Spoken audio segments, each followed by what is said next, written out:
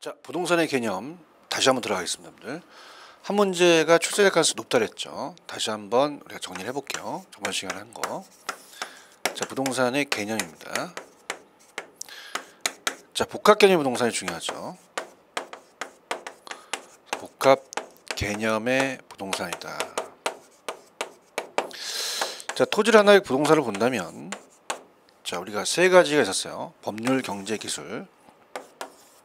그래서 법률적, 그 다음에 경제적, 기술적 있었죠. 그래서 세 가지가 법경기입니다. 3대 측면이고요. 그 다음에 이제 유형과 무형이다, 이렇게 말씀드렸죠. 여기 이제 무형이고요. 기술적이 유형이다. 이 기술적을 우리가 또 뭐라고 하냐면 물리적으로 또 표현했죠. 물리적이다. 그래서 어떤 게 있었어요? 이제 쭉 불러보세요. 공간, 자연, 환경, 위치, 이렇게 얘기했고요. 자, 경제적은 이제 가장 부동산은 희소성을 지니기 때문에 경제적 중에서 가장 중요하죠. 그래서 가장 넓은 개념으로서 경제가 가장 중요하다 말씀을 드렸고요. 자, 그래서 이제 이 가격과 수익과 돈과 관련되죠. 그래서 자산,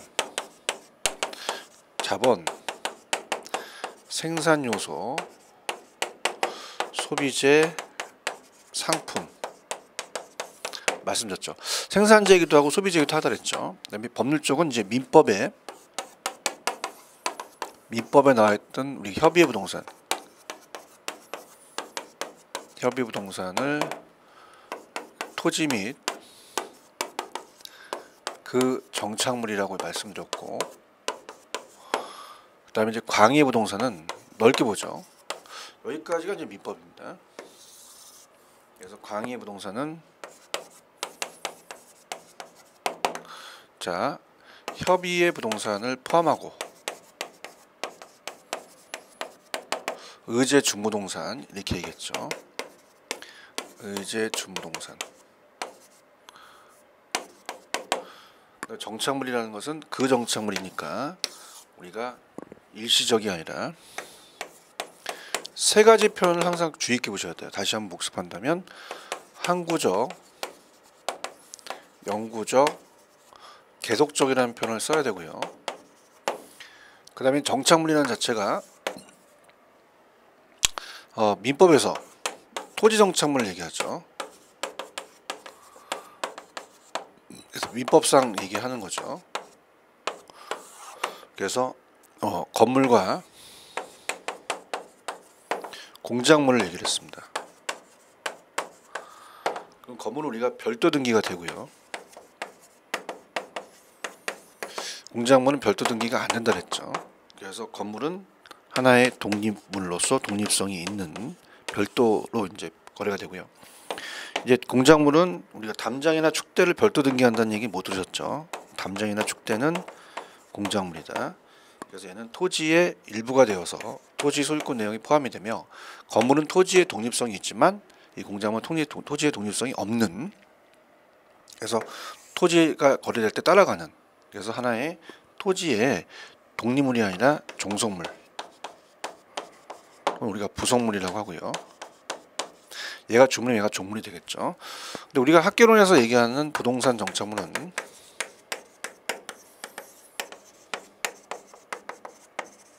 어때요? 우리가 픽처라고 그랬죠. 픽처, 고정된 물건. 어떤 이 토지만이 아니라 이제 건물의 건축 자재 같은 것도 하나의 이제 정착물로 간주한다.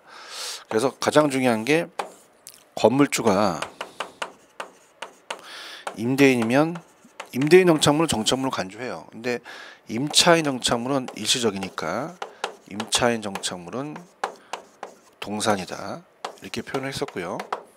그 다음에 이제 이 민법에서 말하는 토지 정착물에서 이제 우리가 정착물을 정리한다면, 토지가 있으면 매도자가 매수자한테 넘긴다. 그러면 토지를 넘기지 토지에 있는 과실을 넘기는 게 아니잖아요. 과실은 자연과실과 인공과실로 나눈다 그랬어요. 자연과실은 그냥 살아나는 나무라든지 여러 해 나는 다면생 식물,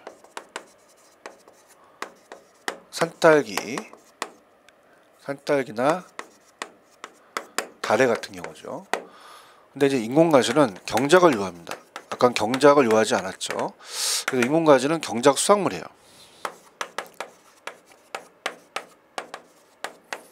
그래서 벼, 보리, 옥수수, 토마토 같은 걸 얘기합니다. 그럼 이거는 제가 재미로 뽑고 넘기니까 뽑았으니까 정착문이 아니라 동산이다 이렇게 얘기했죠. 그다음에 이제 좀 편법을 좀 이용하겠습니다. 문제를 풀기 위해서 우리가 좀 재밌게 간다면요. 자, 경제적은 다 시옷이 들어갑니다. 자산 시옷 들어가고 생산요소, 소비재, 상품. 그래서 토지는 생산요소, 소비재도 하다도 나왔고요. 근데 자본은 이제 여기 이제 포함이 되는 게 우리가 자본이라는 것은 자기 자본이 지분이죠. 타인 자본이 이제 부채입니다. 타인 자본, 부채가 다 자산이 포함이 돼요. 우리가 자산, 자본, 부채는 다 이 자산, 대차대표 재무상태표에 자산, 부채, 자본은 이제 현재 상태의 그 절량을 얘기를 하죠, 그죠? 그래서 이런 게 다 들어가요. 그렇기 때문에 얘네들은 다 절량 개념으로서 우리가 자산이 이제 포함이 되기 때문에 자본도 시옷이 들어간다 이렇게 가셔야 됩니다. 그다음에 이제 제가 이렇게 했어요. 암기한 것이 공자님의 환희에 대해서 건강 상태에서 기술하시오. 건강 상태. 그래서 공자님의 환희에 대해서 기술하시오. 이렇게 암기를 했죠, 그죠? 그래서 한번 문제를 풀면서 갈게요. 일단은 10페이지입니다. 10페이지에 우리가 08번 문제 있죠. 기출문제입니다. 그래서 부동산의 개념에 관한 설명으로 틀린 것은 이렇게 되어 있습니다. 자, 당연히 정답은 자, 몇 번이 정답이냐면 5번이 정답이죠. 자, 토지는 생산재이지만 소비재는 아니다. 자, 토지는 전 시간에 얘기했지만 토지를 건설회사가 주택을 짓기 위해서 생각하게 되면 이제 하나의 생산재이기도 소비재이기도 해요. 근데 일반적으로 생산재이지만 소비재인 경우도 있습니다. 그래서 그 생산재로서의 역할도 하지만 소비재이기도 하다. 그래서 관광휴양지나 또는 지표수 산림 관광지는 소비재로도 사용할 수 있기 때문에 5번이 틀렸죠. 다른 것도 이제 주의 있게 보시는데 경제적 개념 1번. 경제적 개념은 어떻게 시옷 들어가죠. 그래서 자본, 자산 들어가고요. 좁은 의미, 협의의 부동산은 토지 및 그 정착물. 준부동산 얘가 이제 의제 준부동산이죠. 그래서 의제 준부동산도 우리가 어때요? 이 부동산과 유사한 공시박물 가치물로서 넓은 의미의 부동산이 포함이 되죠. 그 다음에 부동산의 물리적인 개념, 물리적인 이제 기술적이죠. 유형이다. 그래서 맞고요. 정답은 5번이 정답이다. 그 다음에 공급원 갑니다. 자, 공급원도 이제 물리적 개념으로 부동산에 대한 설명이 다 틀린 것은 이렇게 돼 있죠. 일단 정답은 2번이죠. 당연히. 자, 어때요? 우리가 지금 지세나 지반 등이 연구 대상이 되는 물리적 개념이잖아요. 물리적 개념은 어떻게 돼요? 물리적은 유형에 들어가죠. 그죠? 그래서 2번이다. 자, 동그라미 1번 또 뭐 여러분들이 또 이해하실 부분은 그냥 넘어가겠습니다. 뭐 읽는다는 건 그 의미가 없고요. 3번도 개발보다는 보존으로 가야 되는 게 자연으로서의 부동산 했었고요.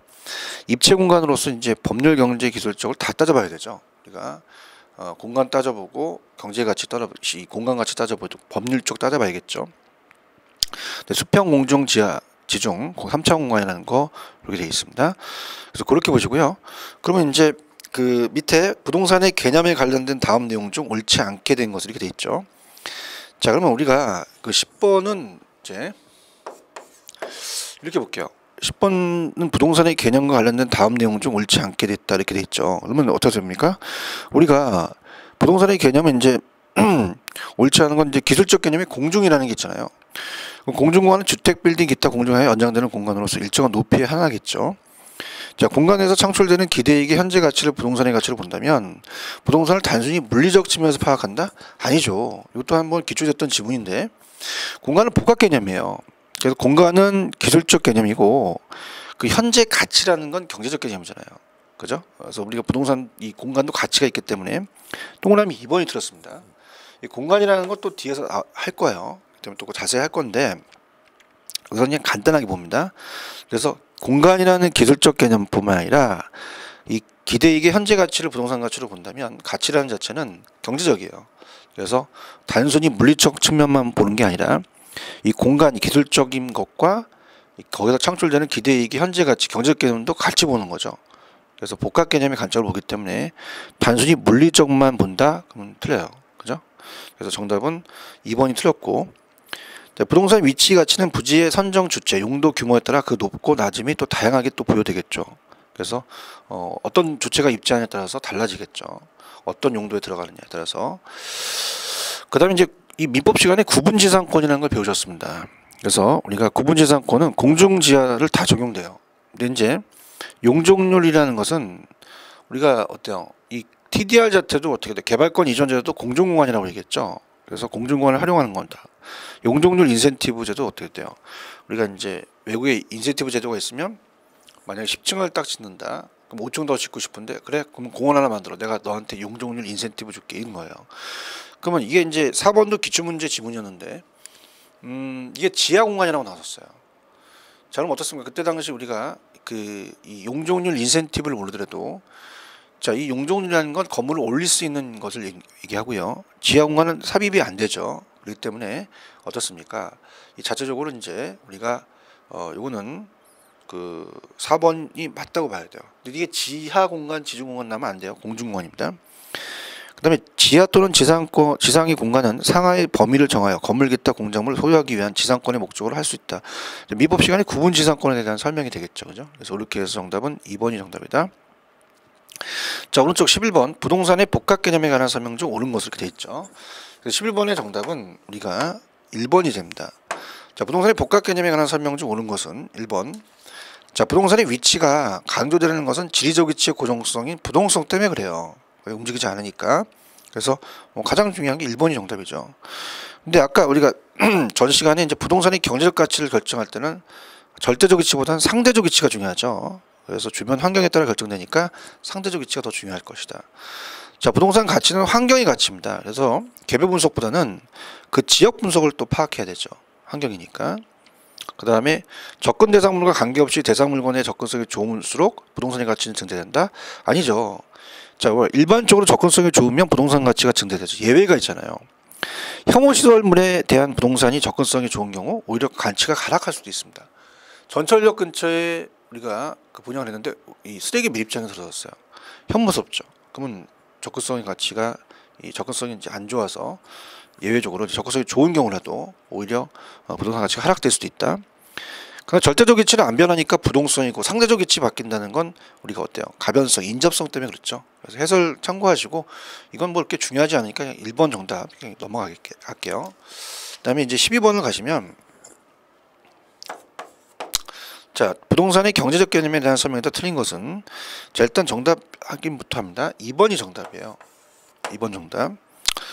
자, 그럼 2번으로 가시면은 우리가 어떻습니까? 갈게요. 자, 경제적 개념. 경제적 개념은 자산, 생산 요소, 자본, 자산 CO 들어가고 생산 요소, 그다음에 상품 CO 들어가죠. 그것도 기출됐던 지문이었는데. 근데 위치 환경은 뭐예요? 위치 환경, 환희, 위치 환경, 기술적이죠. 소유권과 관련되는 것은 그 이외의 권리가 법률적이죠. 그래서 경제적은 자산, 생산 요소, 상품까지만 끊었어야 돼요. 그죠? 이렇게 보시고요. 뭐 다른 것들은 뭐 한번 토지는 생산을 위한 중요한 생산 요소이지만 동시에 소비의 대상인 가치를 또 지닌다고 말씀드렸고 3번의 경제적은 이제 자본, 자산 들어가고 경제적 측면에서는 토지는 경제재 또는 생산 요소의 하나로서 이제 연구되고 자산으로서의 부동산 가치는 이제 국가의 가장 중요한 부의 원천이 된다. 이렇게 해서 여러분들 보시면 됩니다. 정답은 몇 번이 정답이냐면 2번이 정답이죠. 그 다음에 이제 13번은 전체적인 걸 물어봤어요. 전체적인 거. 그래서 이제 가겠는데 부동산이 자산으로서의 갖는 경제적 가치를 설명한 것이다. 옳은 것은 자, 일단은 정답은 3번만 맞는데 자, 1번이 왜 틀렸는지 볼게요. 인플레이션이 발생되면 물가가 상승하면 화폐 가치가 떨어집니다. 실물 가치가 상승해요. 그럼 인플레이션기에는 부동산 투자가 불리한 게 아니라 유리하죠. 그 다음에 자산으로서의 토지는 생산 요소에서의 토지에 비해 대체재가 거의 없다. 자, 여기서 말하는 건 이제 해설에 있는데 자산으로서 토지는 개인이 사유재산으로서 토지의 개념을 의미하는 바 어떻습니까? 재산 개념의 토지는 대체가 가능해요. 토지 외에도 주식, 채권, 펀드에 투자할 수 있잖아요. 하지만 우리가 어떻습니까? 생산 요소의 토지라는 것은 생산 관점에서 토지는 그 토지를 대체할 수 있는 제약가 사실상 없어요. 생산 요소의 토지는 대체제가 거의 없습니다. 그죠? 그래서 이렇게 해서 우리가 자산으로서 토지는 대체가 있다. 그래서 그렇게 해설을 보시면 되고 3번은 포트폴리오를 물어봤습니다. 자, 포트폴리오는 다른 게 좋아요.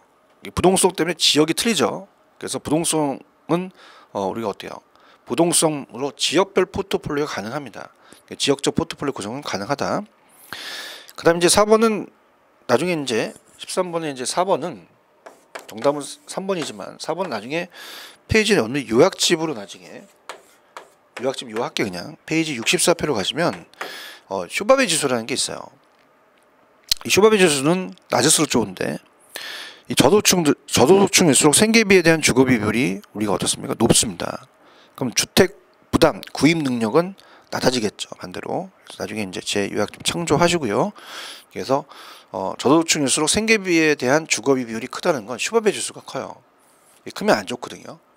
주택 구입 능력은 저소득층일수록 낮아진다. 이렇게 가시고 그 다음에 이제 자산이라는 것은 앞쪽에도 얘기했지만 어떤 자산으로서에 대한 부동산은 자연은 이제 공익적인 개념이지만 이 자산은 개인 사적인 경향이 굉장히 강하다 그랬어요. 제가 그래서 공익 활동보다는 사익 활동에 더 비중을 두겠죠.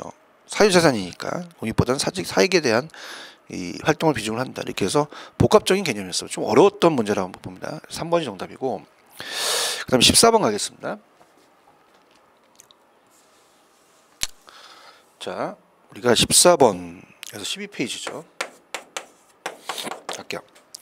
부동산의 개념에 관한 설명 중 옳은 것은 자, 천천히 다른 건 왜 틀었는지 갈게요. 1번 협의 부동산을 포함한 공시부동산을 갖춘 독립된 거래의 개체가 인정되는 것을 우리가 어때요? 이거는 그 복합 부동산이 아니라 협의 부동산을 포함하고 그 다음에 공시부동산을 갖춘 독립된 거래의 개체로 인정이 되는 것은 광의 부동산이죠. 14번에 우리가 광의 부동산이다. 넓은 광의 부동산을 보시고 2번 부동산은 토지의 건물 등을 일컫는 말이며 광의 부동산 또는 중부동산 등으로 개념을 확대할 수 없는 게 아니라 확대할 수가 있죠. 그래서 우리가 어떻습니까? 넓은 의미의 부동산은 협의 부동산의 의제의 부동산을 포함합니다. 그래서 우리가 확대한다. 그래서 이번에 보시면 법적으로 넓은 의미의 개념을 확대시킬 수 있다 보시고요. 3번에 보시면 협의 부동산에 의제 부동산을 포함한 게 좁은 의미의 부동산입니까? 아니죠. 넓은 의미의 부동산이죠. 그래서 3번도 틀렸네요. 넓은 의미의 부동산이 협의 부동산에 의제 부동산을 포함한 거죠. 자, 4번이 맞네요. 협의 부동산만 민법의 토지 그 정청을 얘기를 하죠. 4번만 정답이다. 14번에 4번. 그 다음에 이제 우리가 어때요? 공시 방법에 있어서 부동산은 등기, 부동산은 점유한다 그랬죠. 바뀌었네요. 그죠? 그래서 소유권 공시가 인정된다. 그래서 정답은 4번이 정답이고 자 15번 갑니다. 자 15번 부동산의 법률적 개념에 관한 설명을 옳은 것은 자 일단 1번 공장재단, 강업재단, 어업권, 항공기 등은 의제부동산이죠. 자 이거 주의 있게 보세요. 얘네들은 자 어떻습니까? 협의부동산만 민법이에요. 그럼 얘네들은 개별법이거든요. 그럼 얘는 협의에 안 들어가고 광의에만 속하겠죠. 주의 있게 보셔야 됩니다. 그래서 얘네들은 광의부동산에만 속한다. 그래서 우리가 의제부동산이 광의부동산만 속한다. 그 다음에 어떻게 할까요? 2번 중부동산은 감정평가의 대상이 될 수가 없습니까? 있다고 했고요. 저당권 목적이 될 수 있다고 했습니다. 그 다음에 중부동산은 어떻게 돼요? 우리가 개별법에 나오니까 광의부동산이니까 법률적 개념에 들어가죠. 그래서 중부동산은 경제적이 아니라 법률적 개념에 따른 부동산의 분류다. 이것을 학문의 대상으로 삼을 수가 없다가 아니라 있죠. 중부동산은 법률적 개념의 광의부동산의 분류가 되며 학문적인 대상으로 삼을 수가 있다고 하셔야 되고요. 그 다음에 정답은 이제 15번의 정답은 4번이 정답이네요. 그래서 중부동산은 부동산과 유사한 공시방법을 갖춤으로써 넓은 의미의 부동산이 포함이 된다. 정확합니다. 선박, 공장재단, 중기 또 나왔네요. 얘네들은 개별법이기 때문에 절대 협의 부동산이 아니에요. 그래서 얘는 광의 부동산에 들어갑니다. 그래서 넓은 의미의 부동산에 들어간다. 정답은 4번이 정답입니다. 넘겨볼게요. 자, 우리가 16번 갑니다. 자, 일반적으로 부동산의 개념을 물리, 경제, 사회, 법, 제도적 개념을 나눌 수 있다. 법률적 개념은 거리가 먼 것은. 자, 시옷 들어가면 의심을 해보셔야 돼요. 당연히 1번이죠. 소비재는 경제적이죠. 협의부동산, 그 다음에 중부동산, 광의부동산, 토지미기 정착은 다 법률적이죠. 정답 1번. 좀 쉬웠습니다. 자, 17번 갑니다. 항상 지문이 틀린 것, 옳지 않은 걸 찾는 게 아니라 옳은 걸 찾는 게 좀 어려워요. 천천히 갈게요. 1번. 제거했을 때 건물의 기능 및 효용에 손실이 있는 부착된 물건은 동산으로 취급하지 않는다. 자, 어때요? 우리가 예를 들어서 어때요? 이 형광등은 이걸 띈다고 해서 물리적 손상을 안 주죠. 기능적 손상을 줘요. 그렇기 때문에 손실이 있다면 이건 동산으로 취급되지 않는다는 거죠. 그래서 제거 시에 기능 및 효용에 손실이 있을 경우에 해당 물건을 정점으로 취급합니다. 그렇지 않으면 동산으로 취급하지, 우리가 동산으로 취급하지 않고 그러지 않으면 동산이죠. 정답은 1번이 정답이고. 자, 2번은 이거예요. 이것도 기출이 됐었는데 토지에 정착되어 있으나 매년 경작을 요하지 않는 나무나 다년생 식물은 자연과실이에요. 정착물로 간주되지 않는 게 아니라 간주돼서 넘어가죠. 매수작물로.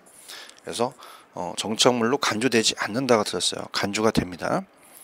그 다음에 임차인이 설치한 정착물 일반적으로 부동산 정착물이다. 자, 임차인이 설치한 거는 제가 동산이라고 말씀드렸죠.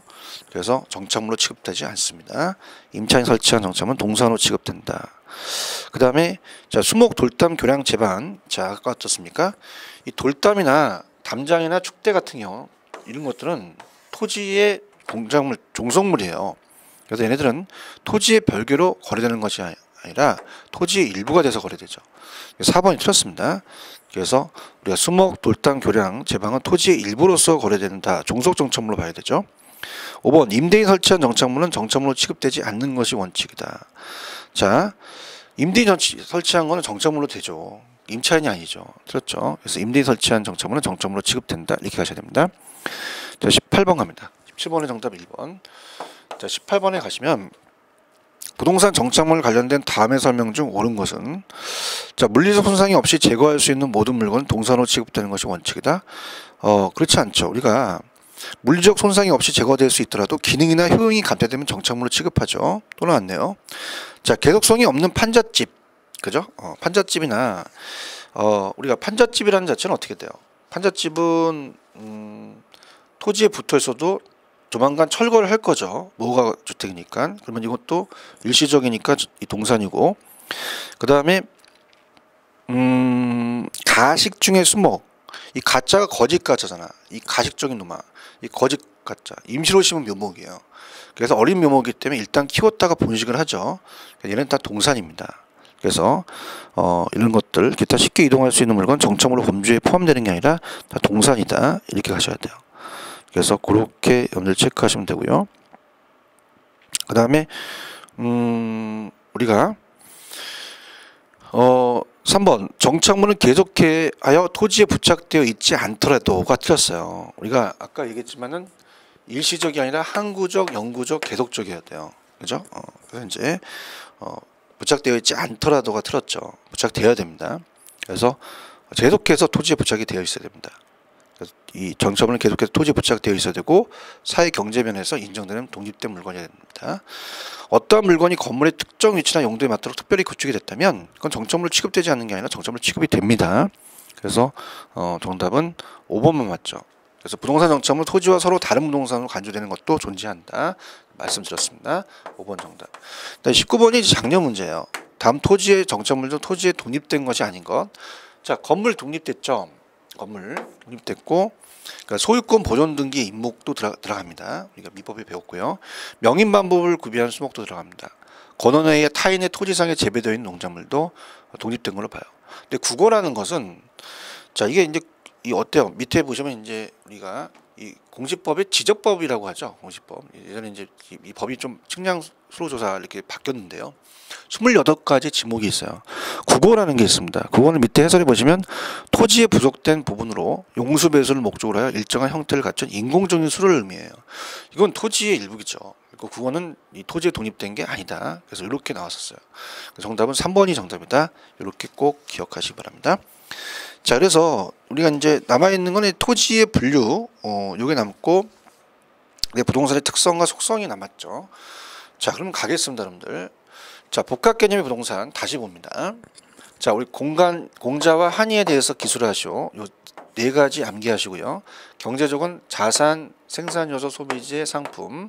자, 자본도, 자기 자본도 자산에 포함이 된다. 시옷 들어가는 거 기억하시고요. 자, 법에서는 협의 부동산은 토지 및 그 정착물인데, 자, 얘는 광해도 속해요. 근데 의제 부동산은 개별법이니까 협의에 속하지 않는다라는 게 계속 기출이 됐죠. 그다음에 건물은 별도 등기가 됩니다. 근데 담당 주택은 별도 등기가 안 되기 때문에 이 건물은 토지의 독립성이 있고 독립물인데 공작물은 토지 종속물, 부속물 일부가 된다. 자, 자연과실은 나무, 다전새, 식물, 산딸기, 다리는 자 매도자에서 매수자권 넘어가요. 그러니까 우리가 통째로 넘기니까 정착물로 간주돼서 예전에 기출된 게 중개 대상이 될 수도 있다고 되어 있고요. 자, 경작수화물은 뽑고 넘기기 때문에 자 이건 정착물로 아니라 동산이다. 임차인 정착물은 동산이고 임대인 정착물은 정착물이다. 자, 이렇게만 정리해 두시면 됩니다. 자, 그렇게 하고요. 이제 우리가 세 번째는 자 부동산의 분류입니다. 여기도 한 문제가 나오는데 자 이건 한 2개 정도 별표시. 자 그럼 이거는요 우리가 토지의 분류와 주택의 분류가 나눠요. 근데 보통은 이제 토지에서 하나가 이제 나오는 식인데 작년에 토지와 주택을 다 물어봤죠. 그죠? 그래서 주택의 분류까지도 이제 봐야 되는데 그러니까 토지 용어는 이제 여러분들이 중개업을 하시면서 토지 용어를 알라는 얘기죠. 그러면서 이제 공부를 다 하셨으니까 앞에 나와 있는 내용으로 우리가 한 페이지로 5페이지 가시면 정리를 한 다음에 문제를 푸는 걸로 이제 진행을 하도록 하죠. 자, 5페이지 가시면 토지에 대한 우리 분류가 나옵니다. 그래서 토지 분류를 이제 탁탁 제가 정리를 좀 해드리도록 할게요. 토지의 분류입니다. 자, 토지의 분류는 일단은 택지, 대지, 건축법상의 대지가 있고 부지라는 게 있어요. 부지부터 볼게요. 자, 부지는 넓게 볼 8부자입니다. 넓게 본다는 거예요. 그래서 건축용지는 물론이고 우리가 부지라는 것은 바닥 토지 건축이 불가능한 토지까지 포함합니다. 가장 넓은 의미예요. 그래서 포괄적인 개념이 나왔었어요. 그래서 건축할 수 없는 토지까지 모두 일컬어죠. 근데 택지는 뭐예요? 우리 감정평가상의 용어죠. 그래서 이제 택지라는 것은 주거상업공업으로 이용 중이거나 이용 가능한 토지. 그럼 어때요? 주상공이기 때문에 건축이 가능한 토지이기 때문에 부지가 더 넓은 개념이라 볼 수 있고요. 자, 대지라는 게 좀 논란이 됩니다. 이 대지가 이 건축법상의 대지는 건축이 가능한 토지로서 주상공예 공축 가능한 이 택지와 유사해요. 학교론에. 근데 대지가 지목이 대인 지적법 시간에 지목이 대인 토지로서 우리가 어떻습니까? 법상 26가지 지목이 있는데 이 대지가 건축법상의 대지와 지목이 대인 토지가 좀 구별이 됩니다. 그래서 보통 우리가 이 공장 용지를 공시법 시간에 지목을 장이라 그래요. 대지는 대라고 하거든요. 공장이 빠지기 때문에 지적법상의 이 대지가 가장 좀 좁은 개념입니다. 그래서 이게 대신할 대자에다가 흑토자 써서 집터로서의 터대자가 되는 거죠. 자, 그렇게 여러분들 보시면 돼요. 그래서 그런 식으로 여러분들이 체크를 하시면 되고, 그래서 거기까지 택지, 대지, 건축법상의 대지, 지목, 대, 부지 이까지 봤죠. 자, 그렇게 해서 이제 그러면 지목이 대인 그 밑에 보시면은 지목이 되는 주거양 상업용의 건축이 가능하지만 공장 건축이 불가능하죠. 거기까지 한번 보시면 되고요. 그다음에 이제 후보지와 이행지입니다. 자, 후보지와 이행지. 자, 후보지와 이행지는 자 우리가 택지, 농지, 임지, 지역, 상호안이죠, 그죠? 그래서 후보지와 이행지는 자 이제 어느 정도 공부를 하셨으니까 자 이제 시험 문제 물어보잖아요. 그럼 얘는 후보지는 지역 상호안이라는 게 나옵니다. 지역 상호안. 우리가 예를 들어서 농지 지역이 농지 지역이 택지 지역으로 바뀐다. 그럼 지역 상호간에 바뀌잖아요. 그럼 지역 상호간에 바뀌면 대분류예요. 그래서 대분류 후보지가 되죠. 그렇지 않고 우리가 어떻습니까? 지역 내에서 바뀐다. 지역 내에서 바뀌면은 우리가 소분류가 되니까 이행지가 되겠죠. 그럼 어떻습니까? 우리가 이 자체가 이제 택지 지역 내에서 주거용지가 상업용지로 바뀔 수 있죠. 지역 내에서 이렇게 해서 보시면 됩니다. 그래서 좀 편법이 제가 후보가 이제 대종상이나 이런 걸 받기 위해서는 상 받기 위해서 대기실에 기다리고 있죠. 그래서 후보는 상, 지역 상호간, 이행지는 지역 내. 이렇게 보시면 됩니다. 물론 세부적으로 뭐 다 공부를 했지만 기출문제 거의 출제가 된다면 이 두 가지는 지역 내냐, 지역 상호간을 구분해서 내요. 그러니까 항상 우리가 후보지가 있으면 이행지, 법지가 있으면 필지, 우리가 법지가 있으면 이제 획지, 법지 빈지, 필지 획지 이렇게 나누잖아요. 이렇게 반대인 개념을 잡으셔야 돼요. 그다음에 이제 나지와 건부지라는 게 있습니다. 나지와 건부지. 그 나지와 건부지는 뭐 책에는 이제 좀 간단하게 돼 있는데요. 나지와 건부지는 조금 제가 요거는 그 건부간과와 건부진과를 좀 얘기를 할게요. 자, 나지는 일단 어떻게 될까요? 우리가 토지에 정착물이 없고 사법상 제한을 받지 않는 토지.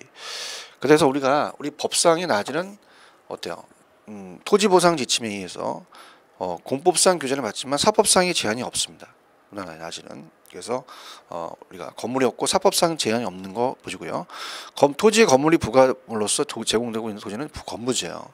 근데 이제 이걸 이따 기출문제 보시면 나지 평가액과 건부지 평가액이라는 게 있습니다. 우리가 나지라는 자체는 토지에 정착물이 없고 건부지는 토지에 정착물이 있죠. 그럼 어떻습니까? 우리가 있냐 없냐 차이 인접 토지를 본다면 얘가 주택이면 여기 만약에 전철이 3번 출구가 뚫렸어요. 그럼 이걸 상가로 고쳐야 되잖아요. 그러니까 시간과 비용이 많이 들어간다는 얘기죠. 그죠? 그래서 우리가 나지가 높게 평가되는 게 원칙입니다. 나지가. 그래서 건부 감가라고 하죠. 건부지가 낮게 평가되니까. 그래서 이런 것들. 그래서 이제 얘는 채용이 가능해서 나지란 자체는 이제 우리가 보통 택지가 낮은데요. 주상공으로 가능하면서 상업용이 채용이 가능한 시장성이 있죠. 근데 건부감가가 나타날 수 있지만 건부진가가 나타날 수 있어요. 그럼 나지 평가액보다 건부지 평가액이 높게 평가됩니다. 자, 그럼 건부지가 높게 평가되니까 건부진가라는 건데, 자, 하나 예를 들어서 우리가 개발 제한 구역으로 볼 수 있어요. 그럼 개발 제한 구역으로 본다면 어떻습니까? 구역 내 토지는 토지용 규제가 심하기 때문에 건물을 못 줘요. 근데 헝건물은 중축이나 신축이 가능하겠죠. 그래서 이 건물이 있는 게 낫다. 이거에 대해서 이따가 우리가 문제가 나올 거고요. 그다음에 이제 우리가 어떻습니까? 그다음에 이제 공지라는 거 차근차근히 갈게요. 공지라는 것은 자, 공은 비어 있다. 비어 있는 땅을 얘기를 해요. 그래서 이제 이 공지라는 것은 자, 건축 면적을 제외한 부분의 토지, 공법상 제한으로 인해 비어둔 놓은 토지를 얘기한다. 그래서 우리가 사람들이 건폐율에 의해서 비워놓은 토지죠. 그래서 이제 뭐 그럼 다 공부를 했었으니까 공지는 이제 땅이 이렇게 이제 어떻습니까? 바닥 면적이 있고 건축 면적이 있어요. 그럼 우리가 바닥 면적이 만약 100평이다. 그럼 100평 중에서 뭐 70%로 이제 건폐를 제한한다. 그럼 70평을 지란 얘기죠. 그럼 여기 남아있는 땅이 이제 공지다. 그렇게만 설명을 할게요. 그래서 건축 면적 제외한 우리가 부분의 토지, 공법상 제한으로 비어둔 토지를 얘기한다. 자, 필지와 획지는 조금 강하게 가겠습니다. 자, 필지와 획지는 이제 조금 어렵기 때문에 갈게요. 네 번째, 필지와 획지를 좀 구분해 볼게요.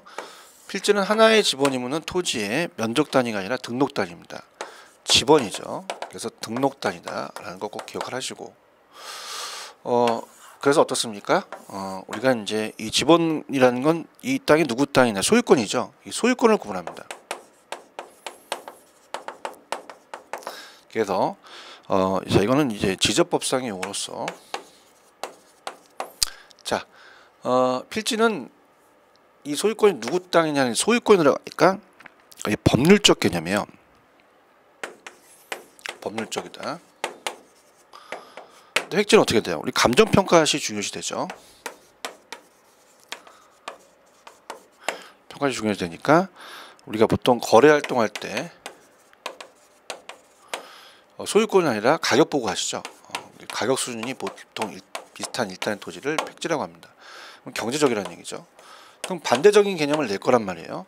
그럼 우리가 필지라는 자체는 니을이 들어갑니다. 법률적도 니을이 들어가죠. 그래서 필지, 법률적 이렇게 잡으시면 돼요.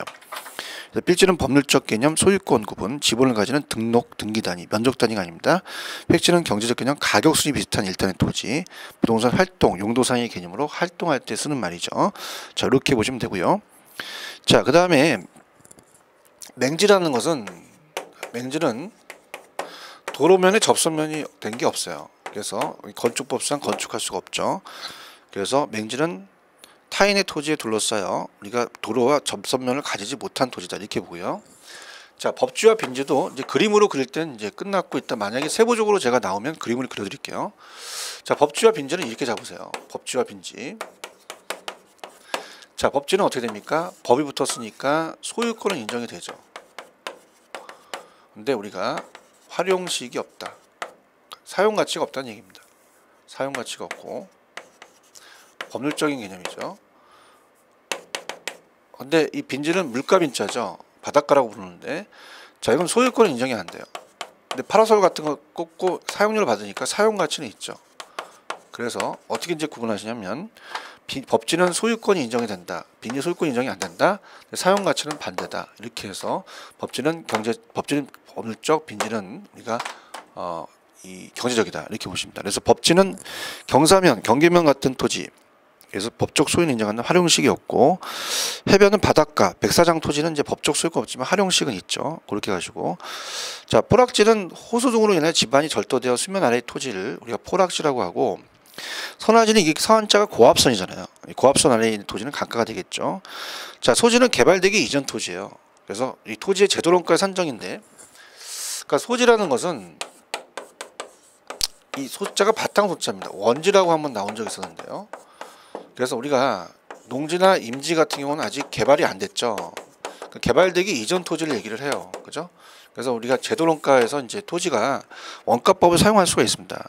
어느 때 사용하냐면 이제 매립지나 조성지죠. 그래서 소지가 이제 우리가 매립할 때, 조성할 때 이제 원가가 들어가기 때문에 그 원가를 하기 전에 이 산정 기준이 된다. 개발되기 이전 토지다. 대지 등으로 개발되기 이전 토지. 그래서 1차 산업 토지를 얘기를 하죠. 그래서 우리가 영화 배우 소지섭은 원래 잘생겼다. 뭐 이런 식으로 이제 암기하시라고 그랬죠. 그 다음에 이제 휴안지, 공안지, 유휴지라는 게 있어요. 이 세 가지가 여러분들한테 조금 좀 힘들 겁니다. 그 세 가지는 이제 우리가 묶어서 말씀을 드리면,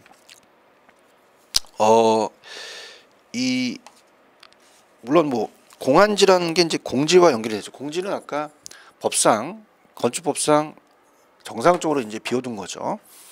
근데 이제 공안지라는 게 있습니다. 그러면 이렇게 세 가지를 묶어볼게요. 자, 우리가 공안지 이렇게 할 수 있고, 그 다음에 유휴지, 그 다음에 휴안지 이렇게 묶어볼게요. 자, 공안지는 우리가 이 도시 토지를 집가상승만 노려서 방치하는 토지입니다. 자, 그래서 이제 거기 보시면은 어떻게 돼요? 도심 토지로서 집가 상승만을 기대하는 장기간 방치 토지죠. 투기 목적이죠. 그럼 이거와 이제 유사한 게 유휴지입니다. 바람직 섭지 못하게 놀리는 토지. 그래서 우리가 유휴지는 바람직 섭지 못하게 놀리는 토지다. 이게 논류자예요. 근데 휴안지는 틀려요. 휴안지는 이 휴자가 이 정상적으로 실휴자입니다. 휴식한다는 얘기죠. 그래서 실휴. 자, 우리가 휴게실에 간다. 그러면 쉬러 가고, 유원지 간다. 놀러 가는 거죠.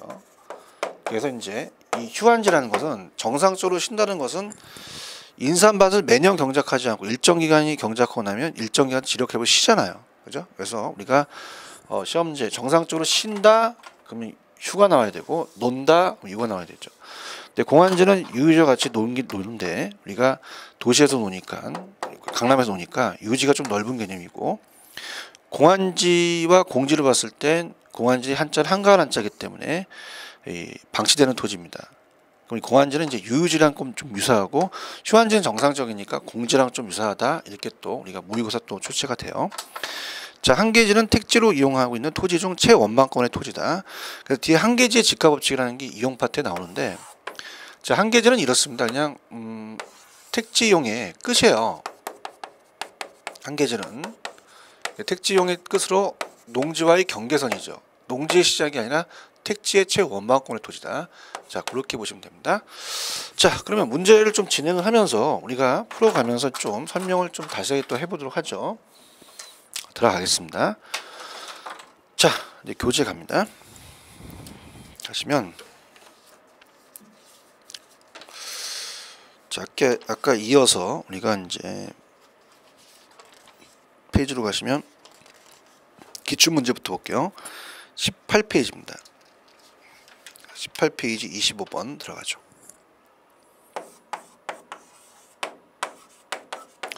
자, 언제 기출됐어요? 20일에네요. 갑니다. 그러니까 우리가 지금 요 기출 문제가 16페이지부터 봐야겠네. 16페이지. 20번부터 해봅니다. 자, 다음에 토지의 분류에 대한 다음 설명 중 우리가 옳지 않은 것, 틀린 것은, 자, 기억번 어떻게 돼요? 20번이죠. 자, 공지는 아까 필지 중에서 건축물을 제외하고 남은 토지 부분이 토지다. 맞죠? 그 다음에 일정한 용도로 제공되고 있는 바닥 토지를 말하며 하천, 도로 등의 바닥까지 얘기하는 포괄적인 부지죠. 그래서 니은은 부지라고 하시고, 근데 타인의 토지에 둘러싸여 도로에 직접 연결되지 않는 필지의 토지를 뭐냐 하냐, 이건 맹지죠. 그 다음 하나의 지번이 붙는 토지의 등록 단위, 아까 필지라고 얘기했죠. 그죠? 그래서 리은은 획지가 아니라 필지. 자, 후보지는 택지, 농지, 임지, 지역 상호간입니다. 지역 상호간. 지역 상 받는다. 후보가 상을 받잖아요. 그죠? 그래서 용도 변경이 진행 중인 토지를 의미한다. 그래서 정답은 니은. 자, 우리가 틀린 거니까 니은, 디귿, 리은이니까 4번이 정답입니다. 21번 갑니다. 자, 건부지와 나지의 특성에 관한 설명도 틀린 것은 작년 문제잖아요. 3번이 정답이었어요. 자, 일로 와보세요. 우리가 건부지 가격은 건부간가에 의해서 나지 가격. 자, 건부지 가격은요, 건부간가가 있었어요. 건부간가는 건부지가 높게 평가된 게 아니라 이 나지 가격보다 건부지 가격이 낮게 평가되죠. 그래서 정답은 3번이 정답입니다. 21번 3번. 건부지 가격은 건부간가의 나지 가격보다 낮게 평가된다. 자, 1번 나지라는 지상에 건물 기타 정착물이 없는 토지 맞습니다. 그 다음에 자, 이 2번이 주의 깊게 보실 게, 이게 우리나라의 나지죠. 이 지상권 등 이 민법 시간에 지상권 이제 배우셨죠. 토지의 사용수익을 제한하는 사법 사용 원리가 설정되어 있지 아니한 토지라는 이 지문은 꼭 암기를 하셔야 됩니다. 이 토지 보상 지침의 이제 평가 지침에 의해서 법상에 나와 있어요. 그래서 이 정착물이 없고 이 어떻습니까? 지상권 등 사법 사용 원리가 설정되어 있지 않는 토지를 말합니다. 체크하시고. 4번 건부지는 지상에 있는 건물에 의해서 사용 수익이 제한되는 경우도 있죠. 그 다음에 건부지는 건물 등의 부지의 채용이 적합하지 못하는 경우, 나지에 비해 채용이 기대성이 낮기 때문에 더 나지가 높게 평가되는 게 원칙이죠. 그 다음 이제 22번은 전체적인 걸 좀 물어봤어요. 그래서 이제 요건 22번은 제가 요걸 다 한 다음에 제가 풀어드리려고 할게요. 왜냐면 이게 다 지워야 되니까. 22번은 전체적인 틀을 다 한 다음에 말씀을 드릴 거고요. 그 다음에 23번 갑니다. 토지에 대하여 다음 설명 중 옳게 연결된 것은, 그래서 23번은 자, 첫 번째 1번 타인의 토지에 둘러싸여 도로에 직접 연결되지 않는 필지는 뭐였어요? 맹지였죠. 또 나왔네요. 자, 소지입니다. 소지는 대지 등으로 개발되기 이전 토지죠. 그래서 대지 등으로 개발되기 이전 토지를 우리가 이 소지라고 한다. 2번이 맞네요. 2번이 정답이고, 3번 개인의 사유지 전답이 하천으로 변한 토지를 우리가 포락지라고 합니다. 그죠? 그래서 개인의 사유지가 전답이 돼서 하천으로 변한 토지. 그 다음에 토지로서 지가상승 기대는 장기간 방치하는 건 뭐였어요? 공한지죠. 그 다음에 농지 등이 정상적으로 쉬고 있다, 쉰다, 토지 휴경, 그럼 휴가 나와야 되죠. 그죠? 그래서 신류, 유지가 아니죠. 여기 휴경이라는 자체가 힌트가 되겠네요. 그 다음에 24번은 이제 공시법 문제와 좀 연결이 되는데, 공간정보 구축 및 관리에 관한 법률상의 지적법이잖아요. 예전에 28가지 지목이 있습니다. 그러면 지목에 해당하는 것은 대겠죠. 대. 정답은 4. 그래서 아까 지목이 제가 대라고 얘기했죠. 다른 것들은 안 들어가요. 그래서 뭐 밑에 해설 우리가 참조를 하시고, 그 다음에 넘겨볼게요. 자, 25번 갈게요. 자, 가로 안에 들어갈 내용으로 오는 것은 기출문제입니다. 기출문제 항상 중요합니다. 몇 번 하나씩 해두시고요. 토지, 건물 그 밖에 정착물이 없는 지상권 등 토지의 사용수를 제한하는 사법사용 권리가 설정되어 있지 아니한 토지는 낮이죠. 정답은 3번이 정답입니다. 25번 정답 3번. 그 다음에 좀 전에 배웠듯이 어디에 돼요? 주거, 상업, 공업 용지 등으로 이용되거나 이용으로 목적으로 조성된 토지는 뭐였어요? 택지죠. 그 다음에 용도, 지역, 상호간, 자, 상 받죠. 후보지가 되겠고, 그 다음에 두 번째는 지역, 용도, 지역, 상호간에 다른 지역으로 전환되고 있는 것은 이거 후보지예요. 근데 이거 낸 거죠. 지역 내는 뭐예요? 지역 내는 이행지가 되겠죠. 용도 변경이 진행되고 있는. 그다음에 전환되니 아니라 되고 있는 용도 변경이 진행되는, 이런 게 중요하겠죠. 정답은 3번이 정답이다. 그다음에 26번 갑니다. 다음 오른쪽 옳은 것은, 자, 기억. 자, 지력 회복을 위해서 정상적으로 쉰다 나와서 쉰다. 쉴자죠. 기억 틀렸죠. 공지가 아니라 휴한지입니다, 여러분들. 그 다음에 님은 맹지는 타인의 토지에 둘러싸여 도로에 접하고 있지 않다. 또 나왔네요. 맹지는 계속 나오네요. 그 다음에 하나의 지분을 가진 토지의 등기단위. 그죠? 이건 뭐야? 필지죠. 그 다음에 후보지는 임지, 농지, 택지, 지역 상호간에 우리가 어떻습니까? 임농택이라고 제가 배우셔야 했죠. 그래서 임농택 대분류. 그래서 상호간에, 지역 상호간이니까 우리가 후보가 상을 받죠. 전환되고 있는 토지는 후보지고. 자, 법지는 어떻게 돼요? 법지는 소유권이 인정이 되지만 이용실이 없죠. 그래서 우리가 미음번 맞습니다. 우리가 옳은 것은 니은, 리얼, 미음이니까 3개가 되겠죠. 정답은 3번이 정답이다. 그 다음에 제가 작년에 토지 문제하고 주택의 분류가 하나 나왔다 했어요.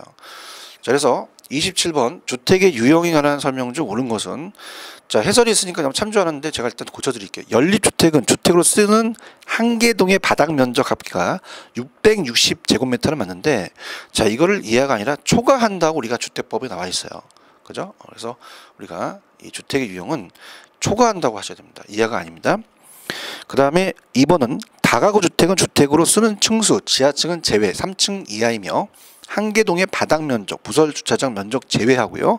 밑에 해설이 보지만 우리가 330이 아니라 660제곱미터 이하라고 해야 됩니다. 그 다음에 뒤에도 틀린 게, 다가구 주택은 공동주택이 아니라 공동주택에 해당하지 아니한 것으로 돼 있어요. 그 다음에 3번 다세대 주택은 주택으로 쓰는 한 개 동의 바닥 면적 합계가 330제곱미터가 아니라 660제곱미터 이하로 되고요. 층수도 5개층 이하가 아니라 4개층 이하가 되겠죠. 자, 그러면 정답은 4번이 됩니다. 그래서 27번의 정답은 4번인데요. 자, 다중주택은 학생 또는 직장인 등 다수인이 장기간 거주할 수 있는 우리가 구조로서 독립된 주거 형태가 아니며 연면적이 330제곱미터 이하이고 층수가 3층 이하인 주택이다. 맞아요. 정답은 4번이 정답이죠. 그래서 이거는 이제 기본서, 나중에 기본서 가시면 어떻습니까? 우리가 페이지 20페이지가 있습니다. 거기 참조를 하시고요. 그 다음에 이제 이 5번 도시형 생활주택이라는 게 있어요. 그래서 이거는 350세대가 아니라 300세대입니다. 바뀌었습니다. 이제 300세대. 그래서 최근에 300세대로 최근이 이제 경향이에요. 300세대 미만. 그래서 주택법 제2조에 나와 있어요. 도시형 생활주택 300세대 미만의 국민주택 규모를 대통령이 정한 주택으로 단지형, 연립주택, 단지형, 다세대주택, 원룸형 주택 등이 있다. 이렇게 가셔야 됩니다. 그래서 정답은 4번이 정답이라는 거 꼭 기억하세요. 그 다음에 이제 전체적인 틀을 봤을 때 제가 이제 아까 앞쪽에서 16번 문제가 우리가 페이지 16페이지에 22번이잖아요. 자, 그거는 이제 제가 어떻습니까? 그건 이제 감정평가 연결이 되기 때문에, 자, 그건 제가 다음 시간에 좀 자세하게 22번은 좀 풀어드리도록 할게요. 다음 시간에 하도록 하겠습니다. 수고하셨습니다.